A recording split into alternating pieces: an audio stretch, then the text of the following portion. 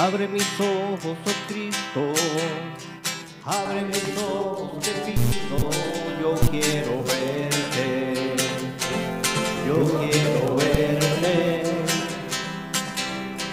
Abre mis ojos, oh Cristo, abre mis ojos, te pido, yo quiero verte, yo quiero verte y contemplar tu majestad y el resplandor de tu gloria.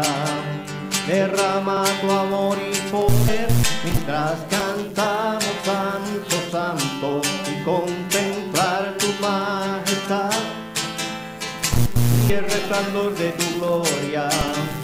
Derrama tu amor y poder mientras cantamos santo, santo.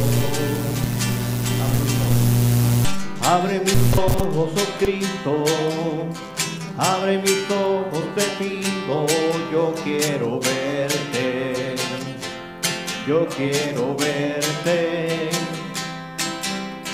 Abre mis ojos, oh Cristo, abre mis ojos, te pido, yo quiero verte, yo quiero verte y contemplar tu majestad y el resplandor de tu gloria. Derrama tu amor y poder mientras cantamos santo, santo, y contemplar tu majestad y el resplandor de tu gloria. Derrama tu amor y poder mientras cantamos santo, santo. Santo, santo, santo, santo, santo, santo, santo, santo, santo, yo quiero verte. Santo, santo, santo, santo, santo, santo, santo, santo, santo, yo quiero verte. Santo, santo, santo, santo, santo, santo, santo, santo, santo, yo quiero verte y contemplar tu majestad y el resplandor de tu gloria. Derrama tu amor y poder mientras cantamos santo, santo, y contemplar tu majestad y el resplandor de tu gloria. Derrama tu amor y poder mientras cantamos santo, santo. Santo, santo, santo, santo, santo, santo, santo, santo, santo, yo quiero verte. Santo, santo, santo, santo, santo, santo, santo, santo, santo, yo quiero verte. Sí, Señor, amado Padre Celestial. Señor, te pedimos en esta noche de hoy, Padre, que nos ayudes a abrir nuestros ojos al entendimiento de la clase de esta noche, Señor. Que sea todo manejado a la luz de tu palabra, Señor. Te damos las gracias, Señor, por aquellos que están aquí presentes en la noche de hoy, Señor, por los que están presentes por medio de las redes, Señor, y aquellos que vienen de camino, Señor. Te pedimos que los guardes y los traigas con bien hasta este lugar, Padre. Te lo pedimos, te damos gracias en todo en el nombre de Jesús. Amén. En esta noche, hoy vamos a continuar nuestra clase sobre el libro de la santidad de Dios. El programa que tenemos para hoy es completar nuestra hoja, es la misma hoja de la semana pasada. También la enviamos al grupo de WhatsApp de las damas y los caballeros por si no la tiene o si se le perdió, pero es la misma hoja. Así que vamos a terminar hoy, completar el capítulo 3. Del capítulo 3 ya completamos la semana pasada gran parte, pero hubo toda una sección que no completamos y hoy lo estaremos haciendo así. Así que hemos estado viendo, yo hablaba con uno de los hermanos antes de comenzar, que hemos estado viendo cómo el autor está tratando de pintarnos la imagen bíblica de este Dios que la Biblia lo describe. A mí me gusta mucho esa descripción porque nos ayuda a entenderlo como el Altísimo, no el alto. Está en su extrema potencia. El Altísimo, el que está más alto de todo, el que no hay uno por encima, es la idea. Así que la Biblia describe, lo vimos la semana pasada, el Salmo 145, que la grandeza de Dios, decía el Salmo 145, es inescrutable. ¿Qué significaba eso? Que no hay forma de medirla, decía otra traducción. No hay forma de poner a Dios en un laboratorio con una regla de medir todas sus partes, que Él está por encima de todas nuestras medidas. Pero decía ese mismo Salmo, ¿alguien lo recuerda? Eso fue el miércoles pasado. ¿Qué decía ese Salmo 145? Ese Dios es tan grande y tan grande. Hicimos una breve reflexión de los versos 1 al 13.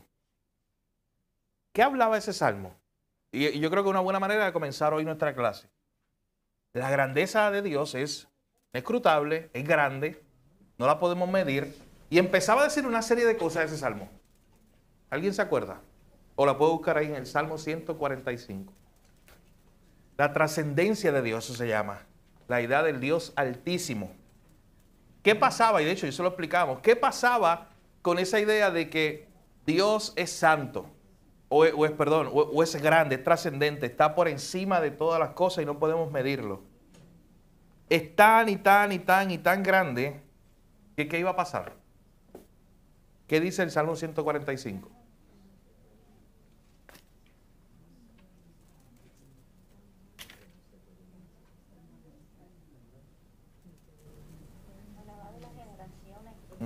Esa es lo que estoy buscando.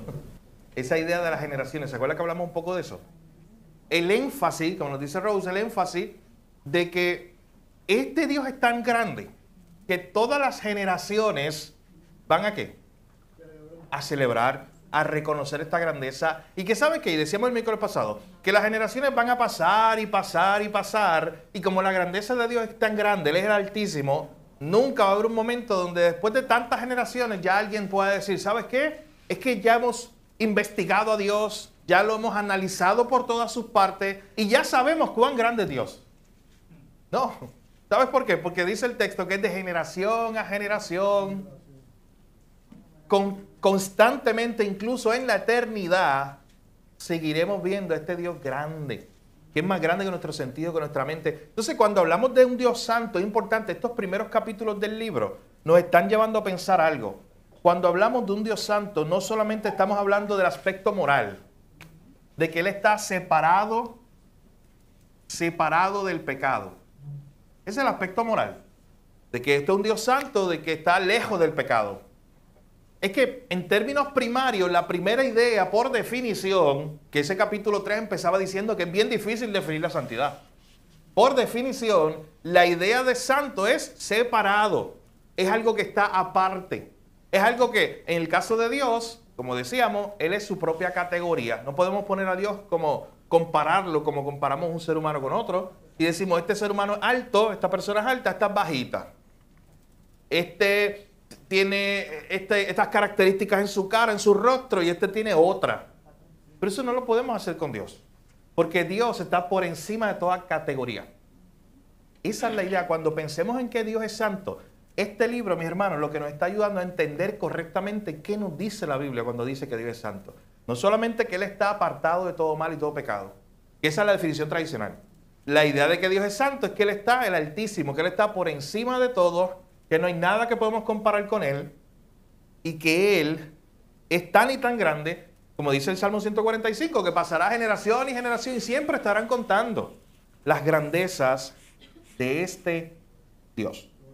Así que hemos estado viendo este tema y ahora vamos a empezar a cubrir. Yo le decía, la última parte del miércoles pasado, yo le decía que íbamos a ver algo de Levítico.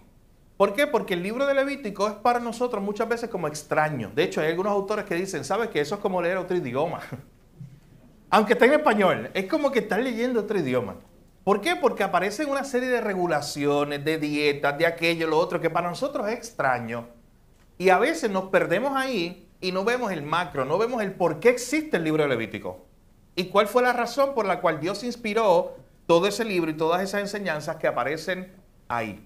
al final de cuentas, miren el contexto. Siempre el contexto para interpretar la Biblia tiene que reinar, es importante. ¿Cuándo se escribe el libro de Levítico? En el tiempo donde Moisés está llevando al pueblo hacia la tierra prometida. Donde este pueblo está recordando su identidad, donde este pueblo está recordando quién es este Dios altísimo, todopoderoso, que lo sacó un día de Egipto. Así que este pueblo tiene que conocer a su Dios. ¿Quién va a ser su Dios? Porque Dios se comprometió en ser su Dios. Y es como si Dios se estuviera presentando en el libro de Levítico y le estuviera diciendo, oye, yo te quiero decir, desde la primera línea hasta la última, que yo no juego con el pecado. Que todo lo relacionado conmigo es santo. Y cuando decimos en este contexto que todo lo relacionado con Dios es santo, estamos utilizando dos cosas, dos definiciones, que es separado del pecado y que Él mismo es, podemos utilizar esta idea, de apartado para Dios. Cuando algo es santificado, significa que es algo que ha sido apartado para Dios. Entonces, si usted tiene su hoja, si no en su libro, usted busque todas estas ideas que aparecen en la Biblia, donde nos dice, mire cuidadosamente la siguiente lista de cosas que la Biblia define como santa. Página 46, 7, alguien lo puede buscar por ahí. ¿Dónde está la lista? 41. Ok, bien. En la lista, y página 41, el que tenga el libro. Miren esta descripción que el autor da. Dice, mire cuidadosamente la lista de cosas que la Biblia define como santa. Y empieza a ver la descripción, y esto no es una descripción completa. Tierra santa, sábado santo, templo santo, vestimenta santa, casa santa, diezmo santo, incienso santo, nación santa, santo aceite de la unción, jubileo santo, que era una fiesta que se celebraba, terreno santo, agua santa, arca santa, ciudad santa, pan santo, simiente santa, pacto santo, convocación santa, palabra santa, seres santos y lugar santísimo. Y vuelvo y repito, y hay más. Pero estas son descripciones de cosas que en la Biblia se definen como santas.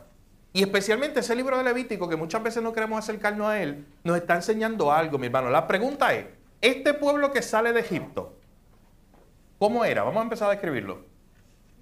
Según el libro de el mismo libro de Éxodo, final, y el libro de Números, ¿cómo era este pueblo que está saliendo de Egipto? Ya era un pueblo que casi estaban flotando con oriola, y lo que les faltaba era estar en el cielo. ¿Cómo era este pueblo? ¿Cómo usted lo puede describir?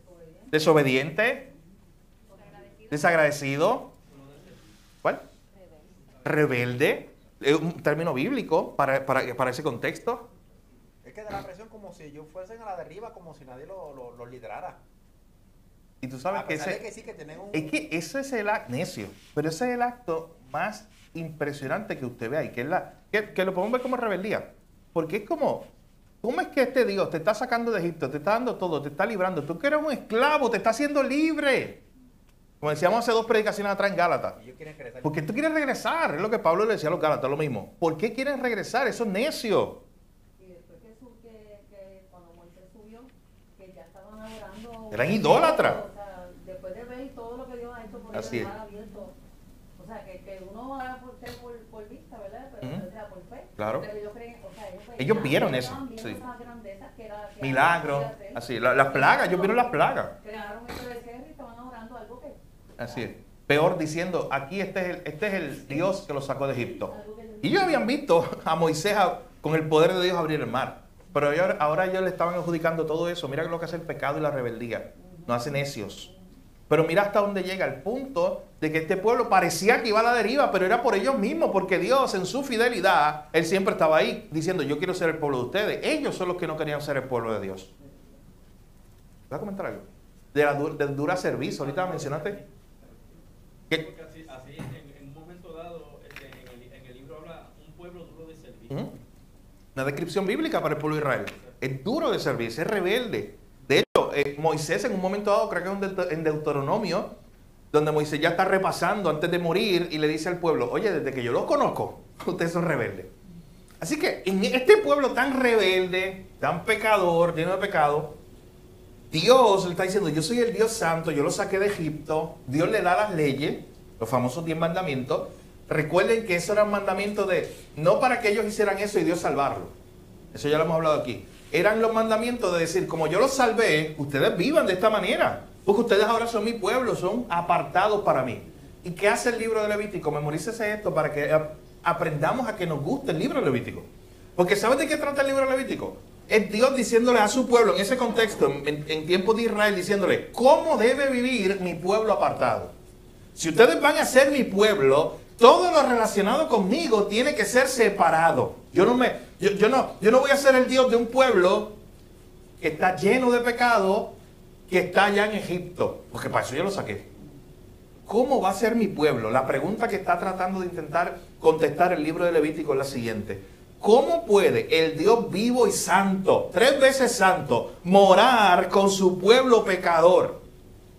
¿Cómo es que Dios los estaba acompañando? ¿Se acuerda la columna de fuego y la nube que los acompañaba? Ese era el Dios santo. ¿Cómo ese Dios santo estaba entre ellos? Después se hizo el tabernáculo. Y había un lugar que era el lugar que santísimo, donde estaba la presencia de Dios. Y es la idea de, ¿cómo puede un Dios santo morar entre un pueblo pecador?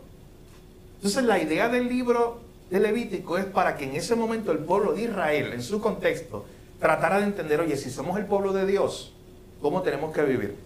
Santos porque Él es santo. Cuando nosotros decimos ese verso, es un verso bíblico, sed santos porque yo soy santo. Normalmente usted va al Nuevo Testamento, su mente rápido va al Nuevo Testamento. Es más, hay personas, a veces creemos que eso es un verso del Nuevo Testamento, eso está en 1 de Pedro. Que nos habla clarito así, de ser santo, porque yo soy santo. Pero ¿sabes qué? Eso es una cita, Pedro está citando, ¿sabes qué libro? Levítico. Es el Levítico donde Dios le dijo eso a su pueblo. Fue el Levítico donde Dios le dijo, yo soy santo, si ustedes van a ser mi pueblo, sean santos. Y de hecho, Pedro aprovecha para decir allá en 1 de Pedro 2, versos 8 al 9, los famosos versos, ustedes son una nación, hablando ahora de la iglesia, ¿una nación qué? Santa, pueblo adquirido.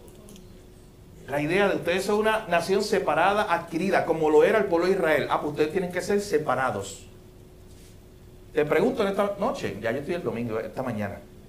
Te pregunto esta noche. Tú considerándote como pueblo de Dios, la iglesia, ¿te consideras a ti mismo como uno que está separado para Dios? Porque mira lo que estamos diciendo, que en tu familia tú estás separado para Dios. Y eso tiene muchas implicaciones. Que en tu trabajo tú estás allí como un santo de Dios. Alguien que fue separado para Dios. Para representar todo lo que es santo. Eso pone un estándar bien alto que nos da miedo. Decir, oye, que entonces yo como creyente estoy representando, o se supone que yo estoy representando al Dios santo. Oye, eso no nos pone a pensar en cómo nosotros estamos viviendo. ¿Cómo estamos viviendo nuestra vida de tal mundo, que un mundo pecador, de tal manera que un mundo pecador nos está mirando y está diciendo, oye, si ese es el pueblo santo? De hecho, qué triste que muchas veces, ¿saben lo que nos dicen? Es el pueblo que se hace llamar santo y mira cómo vive. Esa es una de las críticas más duras que enfrenta la iglesia. De las más duras que enfrenta la iglesia. Cuando nos dicen eso.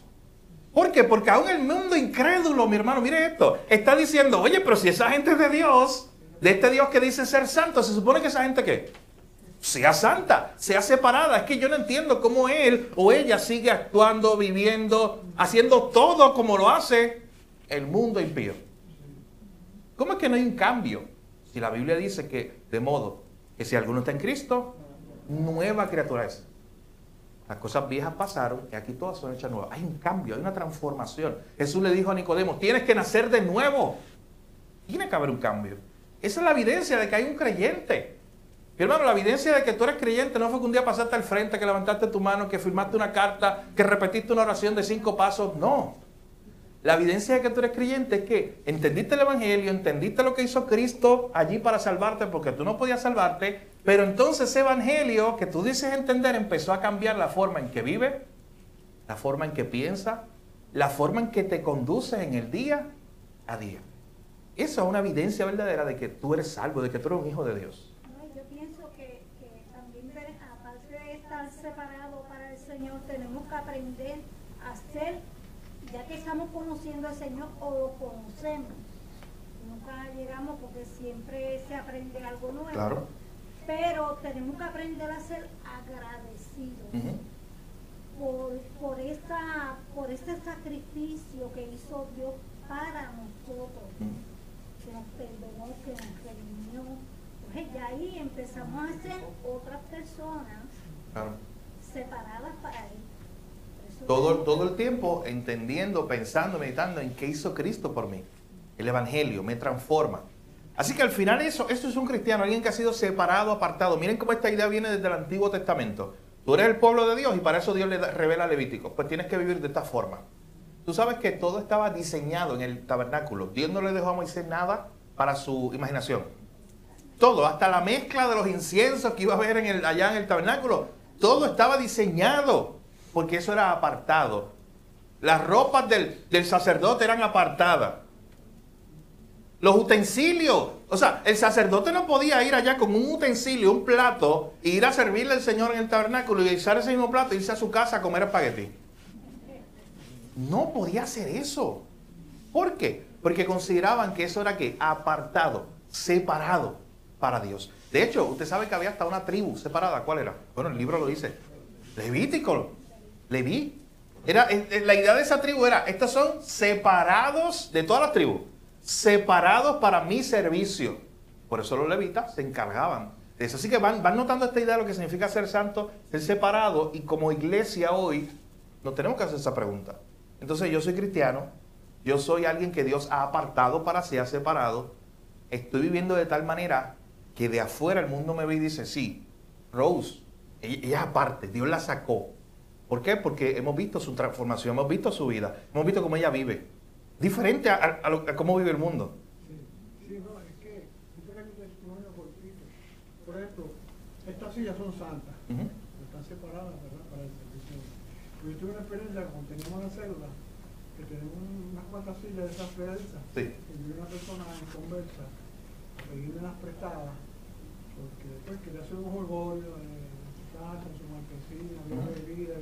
Yo le tuve que decir que no, porque pues esas sillas ya estaban separadas, ¿verdad? Eran sillas santas. No era para otra cosa.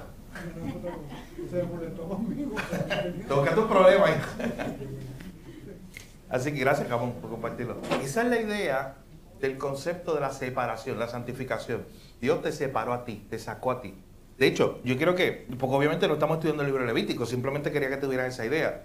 Pero solamente para que tengan una idea pequeñita de lo que significa esto. De a cuánta importancia Dios le daba a que las cosas eran separadas para Él y que se hicieran de la manera correcta en Levítico. Vaya conmigo, alguien que lo pueda leer. Levítico, capítulo 6, versículos 9 al 11. Levítico, capítulo 6. Amén. Sí, léelo. Levítico, capítulo 6, versículos 9 al 11. ¿Qué dice? Da a Aarón y a sus hijos las siguientes instrucciones con respecto a la ofrenda quemada. La ofrenda quemada se dejará encima del altar hasta la mañana siguiente, y el fuego del altar debe mantenerse encendido durante toda la noche. En la mañana, después de que el sacerdote de turno se haya puesto las ropas oficiales de lino y también la ropa interior de lino, deberá limpiar las cenizas de la ofrenda quemada y ponerlas junto al altar. Luego deberá quitarse estas vestiduras, cambiarse a su ropa normal y llevar las cenizas fuera del campamento a un lugar ceremonialmente puro. Oye, ¿alguien vio lo que está pasando ahí? Impresionante. Que muchas veces leemos Levítico, no nos queremos acercar a él, lo leemos muy rápido y nos damos cuenta, hay muchos detalles ahí. De lo que estamos hablando.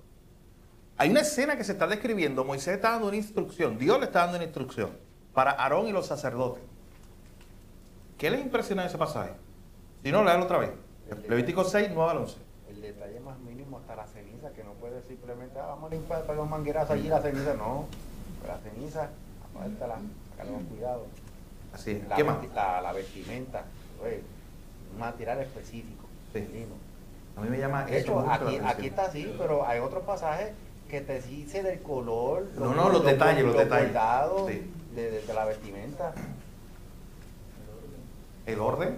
¿Qué más? Que no se va a pagar. Claro, eso siempre tiene que estar ahí. está limpio.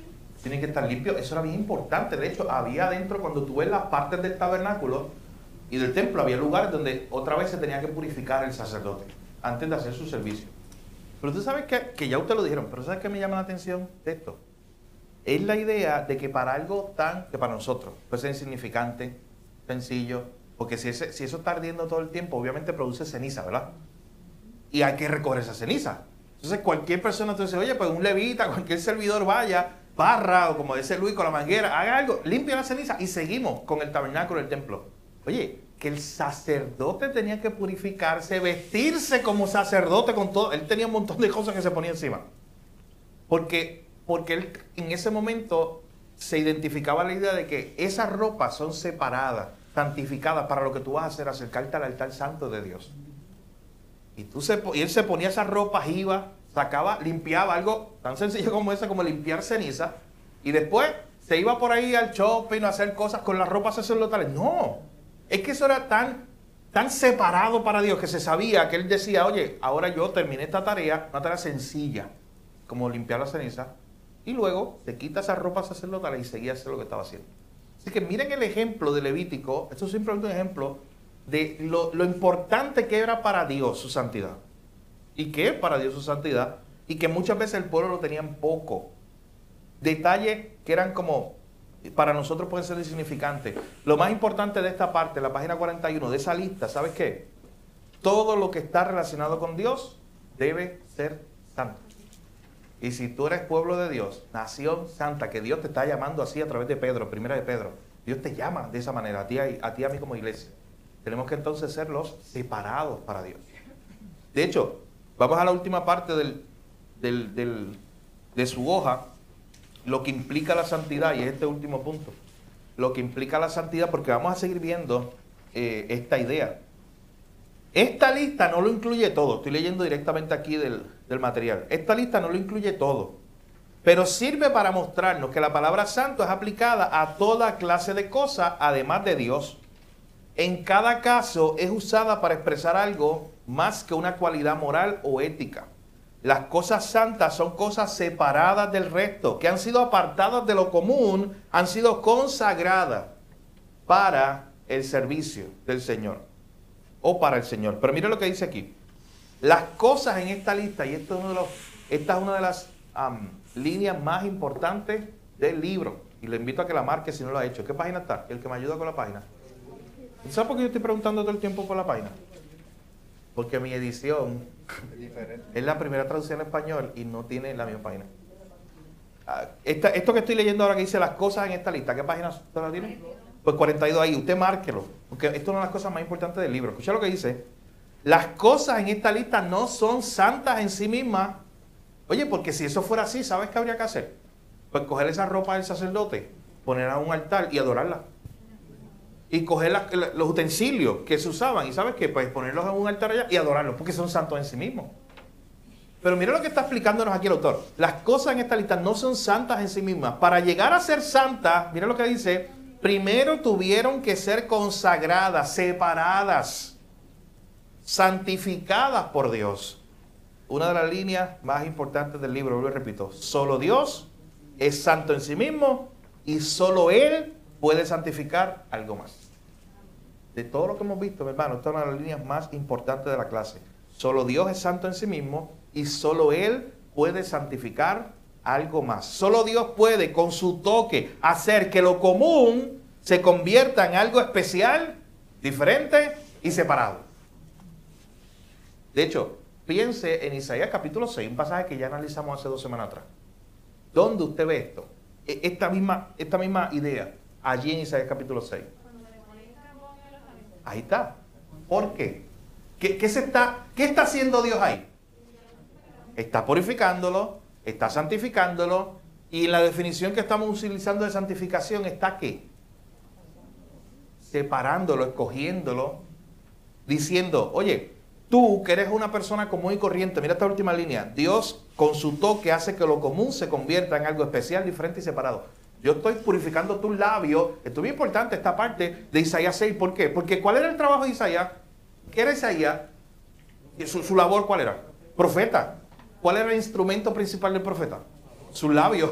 Y es como literalmente Dios estaba en ese momento separándolo a él de algo que era común y corriente para ahora que él fuera consagrado, separado para ser el portavoz, el profeta de Dios.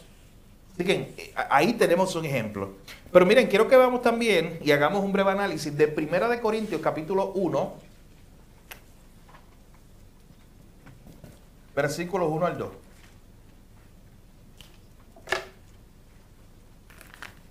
Corinto era una de las iglesias que Pablo estuvo trabajando durante sus viajes misioneros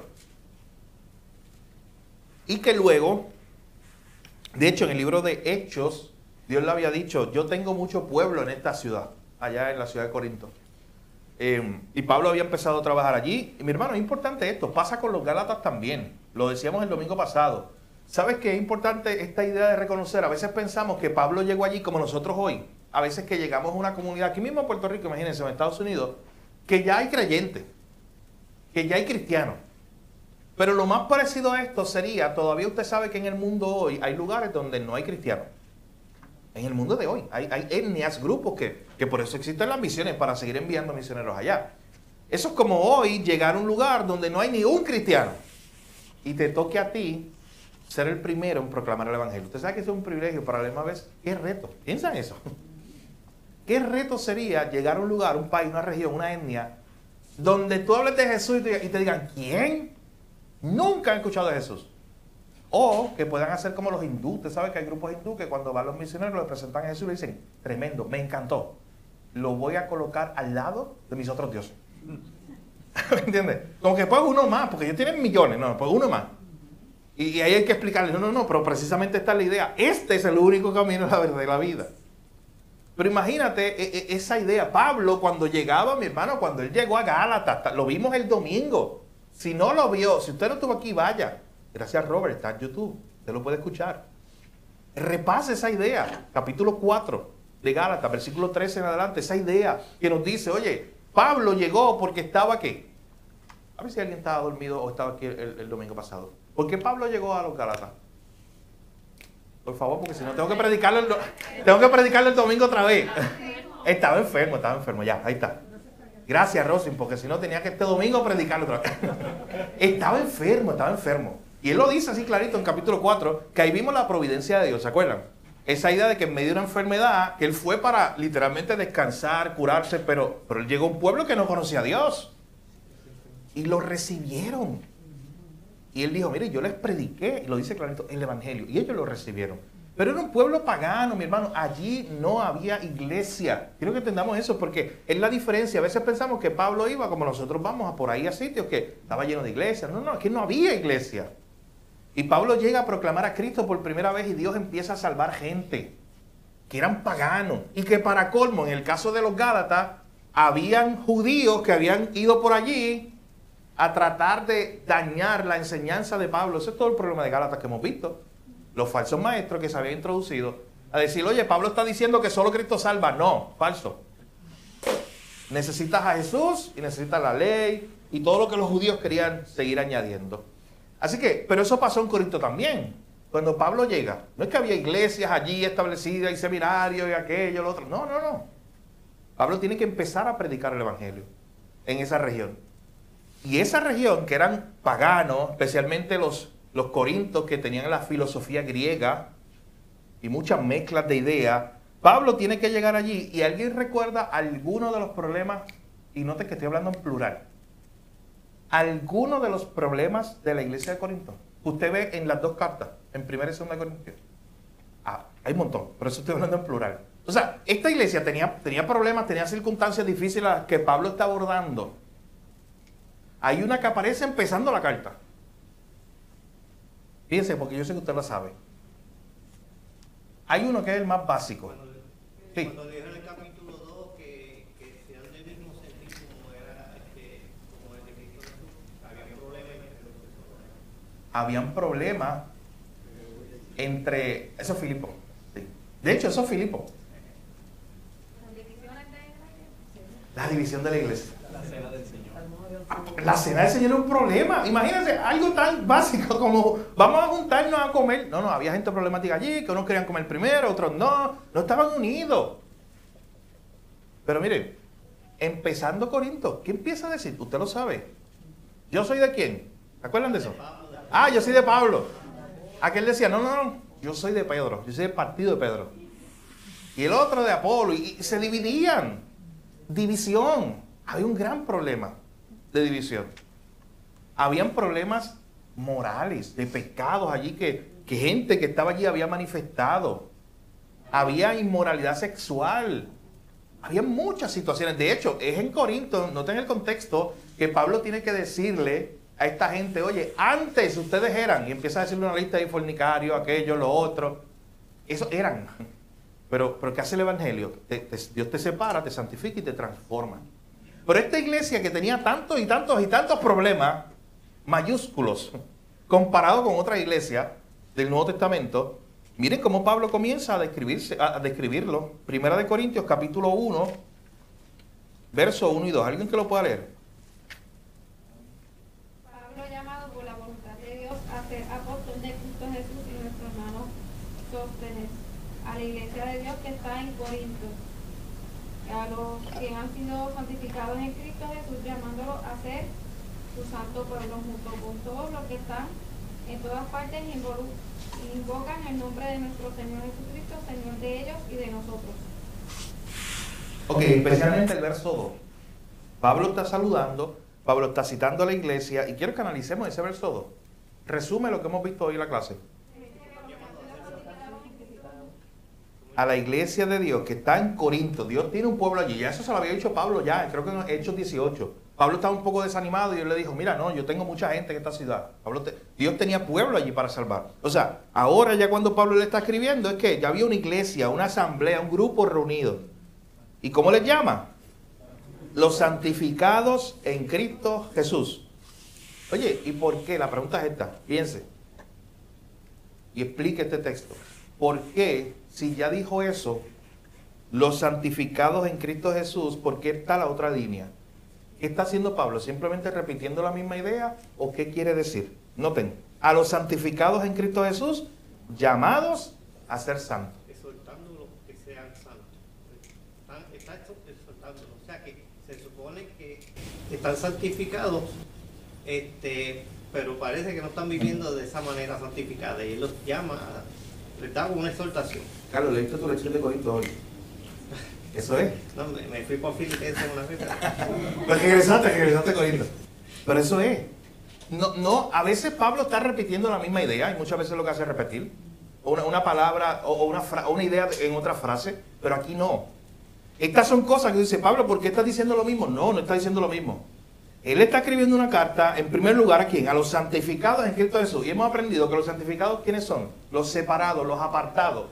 Pablo está diciendo, mi carta va dirigida a ese grupo de cristianos creyentes allí en la iglesia de Corinto, un sitio pagano, que han sido aquellos que han sido ¿qué? Separados, santificados, que Dios los salvó, que Dios los santificó.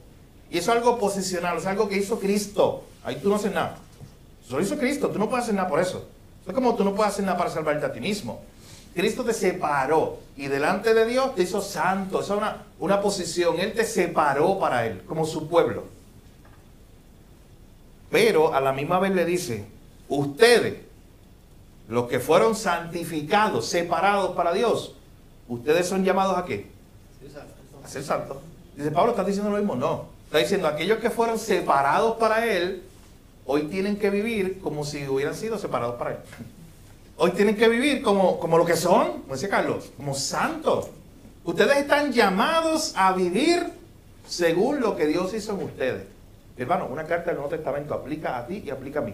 Me está diciendo y me está recordando en esta noche que Cristo me separó para Él y que entonces ahora yo estoy llamado a vivir de una manera santa, pareciéndome a Él.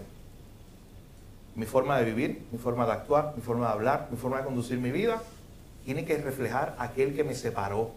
¿Y aquel que me separó qué es? Santo, santo, santo. Entonces tú tienes un llamado a ser santo, hermano, y significa que tú estás en la lucha que Pablo dice en Romanos 7, tú estás luchando todo el tiempo con el pecado, yo estoy luchando todo el tiempo con el pecado.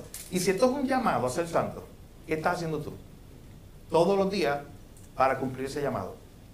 Y usted sabe que muchas veces, y esto puedo aplicarlo aquí cuando hablamos del llamado, mucha gente se pregunta, oye, ¿y Dios a qué me está llamando? cristianos, en términos generales. Y sabes que hay gente que piensa y dice, no, pero Dios me está llamando, ¿a qué será? A ser un líder, a la misión, a ser un pastor, a ser un diácono. ¿A qué me está llamando Dios? A ir y visitar a aquel, a hacer aquel lo otro. Y sabes que nos perdemos ahí muchas veces y se nos olvida el primero, lo que está allá. Esas son cosas que Dios en el camino te va a mostrar. Pero lo que ya Dios reveló fue ¿qué? El llamado a ser ¿qué? A ser santo. Y a veces perdemos más energía, más tiempo. O se lo voy a decir de esta manera. A veces dedicamos más tiempo a querer cumplir con el llamado que entendemos que Dios nos hizo aquí en la tierra. Es el llamado a aquello, el llamado a lo otro, el llamado a llevar el agua, el llamado a comprar aquellas cosas para la iglesia, el llamado a aquello. Y hacemos 1000 llamados. Y no le dedicamos el tiempo suficiente a considerar, pero espera, mi llamado principal es a ser santo. ¿Cómo yo estoy cumpliendo ese llamado? Muchas veces perdemos de perspectiva eso, ¿verdad? Porque como está diciendo con la situación de la vida. Pero una cosa, ¿verdad? Que yo estaba estudiando en otro libro de escritura, es que nosotros nos estamos preparando para morar con el Señor en el cielo. Y que le debemos de pedir a Él que nos ayude a hacer, ¿verdad? A crecer en santidad, porque vamos a estar tomando vuelo en el cielo. De hecho, el que quiera vivir en el cielo, todo haya santo. O sea, no le va a gustar. El que diga que es un cristiano, pero lo que le gusta a todo el mundo aquí, le gusta al mundo, pues no le va a gustar allí. No quiere estar allí. Así que es una contradicción. Pero miren esta idea, y por eso quiero enfatizarlo. Miren, John MacArthur escribió un libro, usted lo lee en una sentadita, rápido. ¿Hace tiempo no hacía eso? Rápido, en la tacita de café, ¿te acuerdas? Exacto. Esa la lee, pero bien rápido. Un libro pequeñito, se llama ¿Cómo conocer la voluntad de Dios? Sí, no, ese es cortito, bien pequeño. Pero uno de los mejores libros que se ha escrito sobre este tema, ¿cómo conocer la voluntad de Dios? ¿Qué pasa con este libro? Que uno de estos libros que tú empiezas a leerlo y decir, oye, MacArthur empieza a hablar de la lucha que hay muchas veces tuya y mía, de decir, oye, ¿cuál es la voluntad de Dios para mi vida? Y empezamos a pensar. Y le preguntamos al pastor, a otras personas, que no es malo, es parte del proceso, pero nos enfocamos en eso. ¿Y cuál es la voluntad de Dios para mi vida? Y MacArthur te lleva, a través de la Biblia, a pensar, oye, espera, ya hay una voluntad que Dios ya reveló para tu vida. Y una de ellas está. O sea, ya Dios te ha dejado saber que Él quiere que su voluntad es que tú seas santo, separado para Él, que vivas como un santo, llamado a ser santo, lo vemos aquí. Entonces tú estás rompiendo de la cabeza, buscando, no, pero aquí Dios me llamó. ¿Y cuál es la voluntad de Dios para mi vida? ¿Qué es esto, lo otro? Pero no estás empezando por lo que tienes que empezar. Y el libro de MacArthur empieza por ahí. Empieza por ver lo que ya Dios en la Biblia reveló. Porque hay cosas que Dios no ha revelado. Y que Dios en el camino te va a mostrar en su providencia. A que Dios te llamó particularmente, cuál es la voluntad de Dios en esta área o en aquella de tu vida. Pero entonces estás perdiendo el tiempo allá. Y se te olvida que ya hay cosas que Dios claramente, que no hay duda de eso, que ya Dios te dijo que mi voluntad es que tú seas santo. De hecho, tú puedes estar debatiendo, tú un joven, ¿cuál es la voluntad de Dios para mi vida? ¿Que estudie esta carrera o que estudie la otra? Y puedes estar debatiendo y pensando. Pero en cuanto a este tema de la santidad, ¿él tiene ese dilema de estar pensando de cuál es la voluntad de Dios para su vida? No, está muy claro. En ese sentido, en esta parte de su vida, en esta área, ya Dios lo dejó clarito. Tú estás llamado a ser santo. Y hay muchas otras cosas, lea ese libro. De hecho, no les voy a decir cómo termina. Pero uno de estos libros, para que lo lean. Pero uno de estos libros que cuando tú haces así, tú estás leyendo el libro. Esos son los que me encantan. Tú estás leyendo el libro. Y cuando haces así, que se acaba, de la forma que se acaba, tú haces obligatoriamente esto. Empiezas a buscar en las páginas de atrás. A ver si es que hubo un error de imprenta, como que falta un capítulo, o se le olvidó de escribir algo, y no es así. Es como el libro de Jonás. Él usa la misma técnica de Jonás. Cuando tú estás leyendo por primera vez el libro de Jonás, tú ahora te sabes la historia, pero la primera vez que una persona que nunca ha escuchado el libro de Jonás la lee, dice, pero es que esta historia tiene otra parte. Porque yo tengo que saber qué pasó con Jonás. ¿Qué pasó, sabes? Dios lo regañó, pero entonces, ¿qué hizo? Se arrepintió, fue otra vez allá. No dice nada, se acabó. Porque parte de lo que Dios quería revelar era hasta ahí. Pero cuando usted está leyendo ese libro de John MacArthur, al final, después de decirte, mira, sí, Dios te ha revelado cuál es su voluntad en algunas áreas, al final te dice algo, que voy a repito, te deja allí, buscando más. Pero te da un gran consejo de vida. que usted para buscarlo va a hacer dos cosas. Ahorita habla conmigo o léalo, vaya y busca ese libro. Y le va a sorprender y le va a ayudar mucho específicamente en su lucha diaria, porque a veces es diaria. Esta idea de cómo conocer la voluntad de Dios. Pero lo más importante de ese libro, vuelvo y repito, es que te lleva otra vez a la Biblia y te dice cosas como la que estamos viendo en 1 Corintios 1:2. Ya Dios ha revelado que tú tienes un llamado. De ahí hay un montón de cosas que Dios te va a permitir hacer. Y hay muchas otras cosas donde tú vas a seguir conociendo la voluntad de Dios para tu vida. Pero empieza ahí. Empieza a esforzarte por eso que ya Dios reveló para ti. En que seas separado para Él. Tú eres santificado, has sido llamado a ser santo. Así que es muy importante que viéramos eso en el día de hoy. Para finalizar, estos últimos minutos, yo solamente quiero ver junto a R.C. Sproul, el autor del libro, es el último párrafo en su hoja. El que tenga el libro me ayuda con la página, donde empieza diciendo la tendencia es agregar la idea de santo, creo que casi más para el final, a esta larga lista de atributos como solo uno más. Ese último párrafo, miren a ver dónde lo encuentran allá. La 42, de abajo hacia arriba, la segunda línea. Esa idea de que dice la tendencia a agregar, ahí, excelente, 42. Ok, bien. Así que el que tenga solo el libro es ahí. El que tenga la hoja es el último párrafo, la línea que voy a leer para terminar. Mire cómo R.C. Sproul termina, o nos presenta esta idea con la cual vamos a terminar. No es necesariamente con la cual él termina su capítulo, pero con la cual nosotros vamos a terminar. La tendencia es agregar la idea de santo a esta larga lista de atributos de Dios como si fuera uno más. Pero cuando la palabra santo es aplicada a Dios, y esto nos sirve, por eso lo puse al final, como conclusión para hoy. Resumen, cuando la palabra santo es aplicada a Dios, no significa solo un atributo. Al contrario, Dios es llamado santo en un sentido general. La palabra es usada como un sinónimo de su deidad. Es decir, santo se refiere a todo lo que Dios es. Esa palabra nos recuerda que todo en Él es santo. Su amor es santo, su justicia es santa, su misericordia es santa, su sabiduría, es lo que quiere decir conciencia ahí en su hoja, es santa y su espíritu es santo. Así que la idea de santo no es simplemente colocarlo como algo más en una lista de atributos de Dios. No, es que es Él. Él es santo. Y todo lo relacionado a Él es santo. Eso es lo que nos quiere decir la Biblia cuando nos habla acerca de la idea de este Dios santo que ha venido, y es lo más impresionante del Evangelio, mi hermano, que ha venido a relacionarse con gente tan pecadora como tú y como yo. Eso nos debe volar la cabeza. El Dios santo, el Dios separado del pecado, el Dios que está por encima de todo, el Altísimo, Él se ha relacionado contigo y conmigo. Yo no podía hacerlo solo. Ahí está el Evangelio. Yo no podía porque yo estoy sucio, lleno de pecado. Yo estoy lleno de pecado. Pero como Él está lleno de gracia, de amor, de misericordia, ¿qué Él hizo? Dio a su Hijo, y Él mediador, el que está en el medio entre un Dios santo y un hombre pecador como yo. Gloria a Dios por Cristo, que está ahí en el medio. Nuestro mediador, el que me permite acercarme por medio de Él. Noten que no es por mí, nunca va a ser por mí. Es por medio de Él, de Cristo, que yo puedo acercarme a un Dios tan santo. Si no, si yo no tuviera ese mediador, ¿sabes qué? Yo estoy lleno de pecado. La ira de este Dios santo simplemente caería sobre mí. Así está.